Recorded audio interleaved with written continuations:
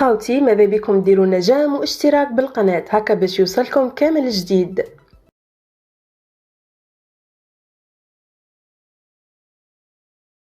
تعرضت مذيعة تونسية لوعكة صحية مقلقة على الهواء مباشرة خلال تقديمها نشرة الأخبار على القناة الوطنية للبلاد بعد أن انتابتها نوبة سعال. وظهرت المذيعة التونسية دلال القاسمي وهي في نوبة سعال خلال تقديمها نشرة الأخبار في تونس. ووفقا لمصادر تونسية محلية فإن القاسمية بررت الحالة التي ظهرت بها بأنها بقايا مرض فيروس كورونا الذي تعافت منه مؤخرا. وقالت القاسمي إنها ما زالت تعاني من الكحة والسعال حتى بعد التعافي من الإصابة بكورونا، وهو ما ظهر عليها خلال أول يوم عمل لها بعد التعافي. وقالت القاسمي تعليقا على الحادثة: الأمر أقوى مني، الله غالب، لم أرتح تماما من أثار كورونا وأعاني من الكحة التي تعود لي بين الحين والأخر. وتابعت أنها خلال قراءتها للأخبار لم تستطع التنفس لكنها أصرت على المواصلة إلى أن تعرضت للوعكة. وأضافت في تصريح لإذاعة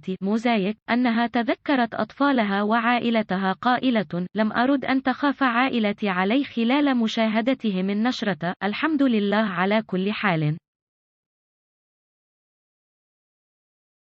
وزير الدفاع الوطني إبراهيم البرتاجي أن إرسال سرية يندرج في إطار دعم بعثة الأمم المتحدة المتكاملة المتعددة الأبعاد لتحقيق الاستقرار بجمهورية أفريقيا الوسطى، مبرزا دور مثل هذه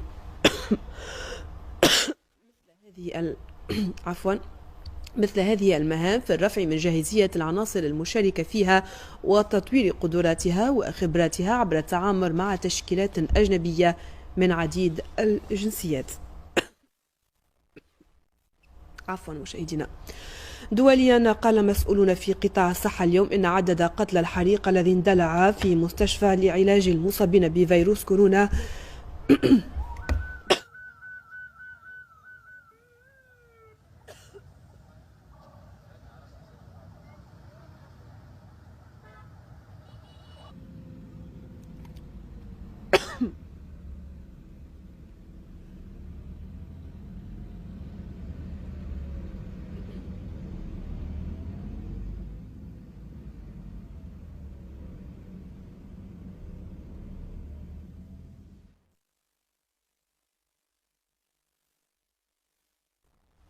مشاهدينا، هذا تذكير بالعناوين.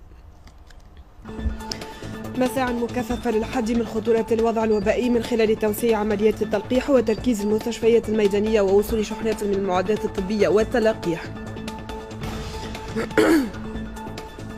تكثيف الرقابة على نقاط بيع إيضاح العيد في عدد من الجهات لتأكد مدى احترام البروتوكولات الصحية.